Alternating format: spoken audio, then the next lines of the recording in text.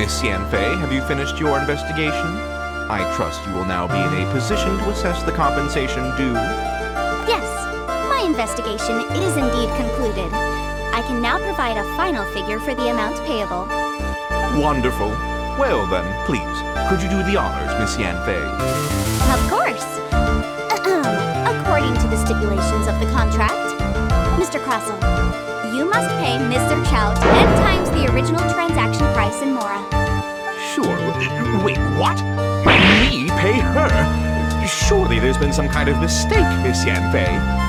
Not at all. According to my investigations and the material evidence that we've gathered, the substance claimed to be Scamragdus Jadeite that was inlaid within the Scamragdus Jadeite twin phoenix pins that you rented out to Mr. Chow was, in fact, Scamragdus nephrite. Now, the contract states very clearly that 10 times the price shall be paid should the article not be genuine. Accordingly, you are liable for this sum, which is payable to Mr. Chow in Mora. Material evidence? What material evidence? Why, Miss Yanfei, you cannot frame me like this.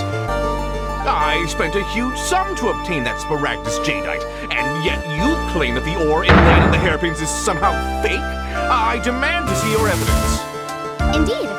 Only a testimony from an expert witness involved in the processing of the ore can serve as an authoritative assessment of whether it is genuine. Traveler, please produce the evidence in question. This is a processing record from the Jade Mystery, along with stone samples and an affidavit signed by the business owner, Chateau. Seriously? Even the boss there couldn't differentiate between Scamragdus Jadeite and Scamragdus nephrite. How does this prove anything? In any case, Scamragdus nephrite is the outer layer of Scamragdus Jadeite. So I had him cut away the nephrite. He returned the valuable Jadeite core to me, and some nephrite samples remain in the store. What am I missing exactly? That's an unsubstantiated belief. Well, your claim that my ore is fake is just as unsubstantiated. And we are here to talk about evidence, aren't we? Objection. Hard evidence. Something legally binding. We have just the thing. Show him, Traveler. This document proves that my hairpins are the real deal, doesn't it? This is the Ministry's seal, after all.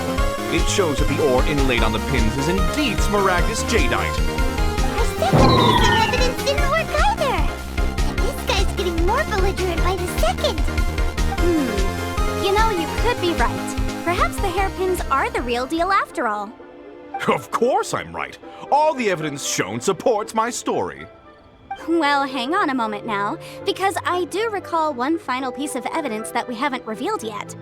Traveler, would you do the honors? This shall serve as decisive proof of our case. What's this? Scamragdus Jadeite springs forth from stone marrow within the mountains and will bring disaster to any mere mortals who touch it.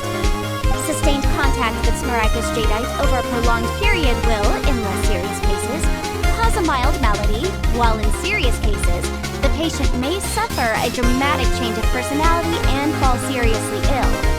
Mr. Crossell, were you aware of these peculiar properties of Scamragdus Jadeite? I had no idea. No idea, you say? I guessed as much. But for you to have rented out such a dangerous item, I'm afraid that this falls outside the scope of my work, but within that of the Ministry of Civil Affairs. However, I'm sure that the Ministry will be relatively lenient, considering that, as you say, you were ignorant of the danger you posed. Don't worry, Mr. Crossell.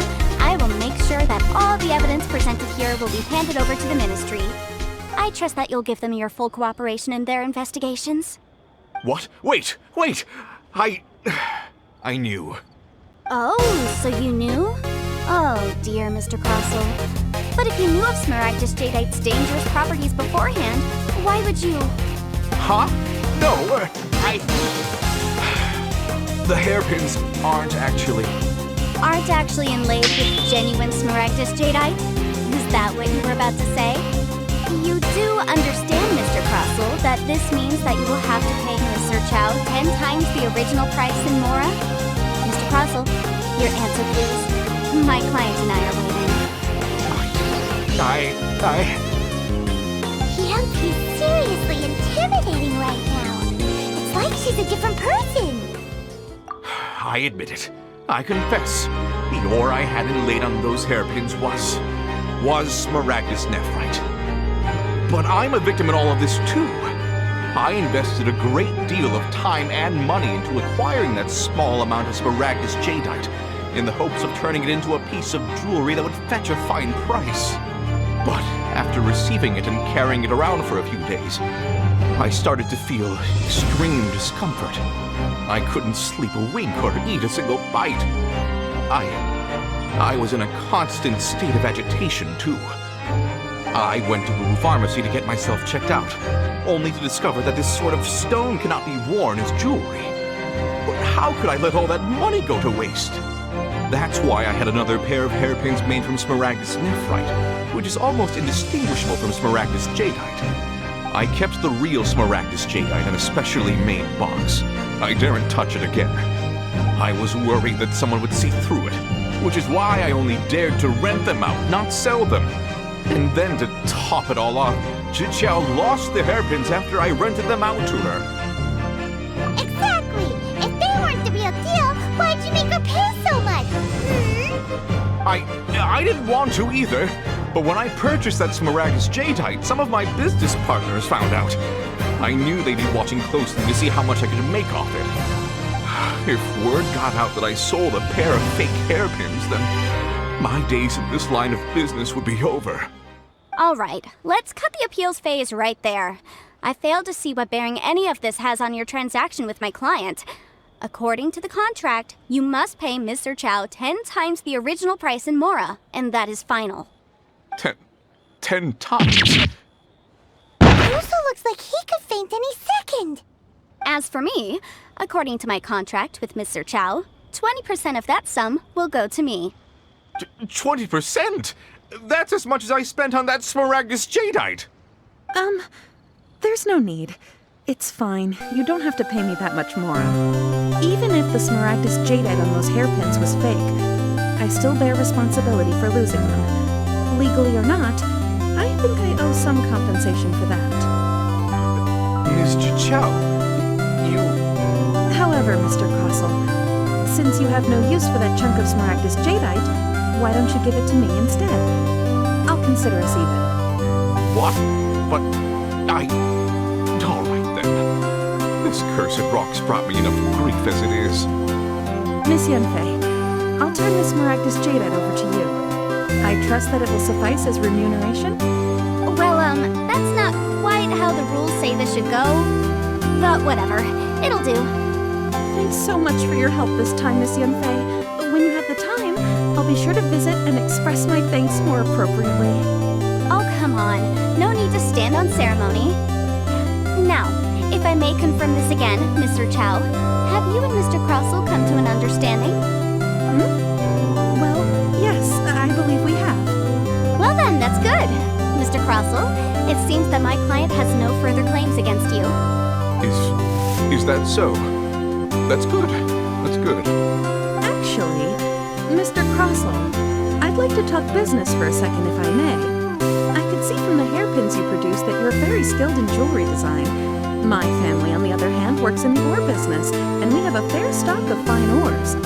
If we could join forces, your jewelry designs and our choice ores, I think we could do some fine business between us. Let me think for a moment.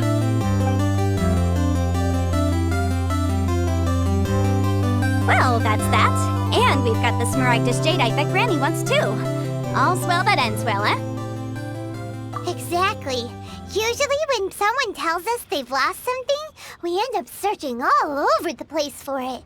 But this time, you managed to solve the problem with just a big stack of documents.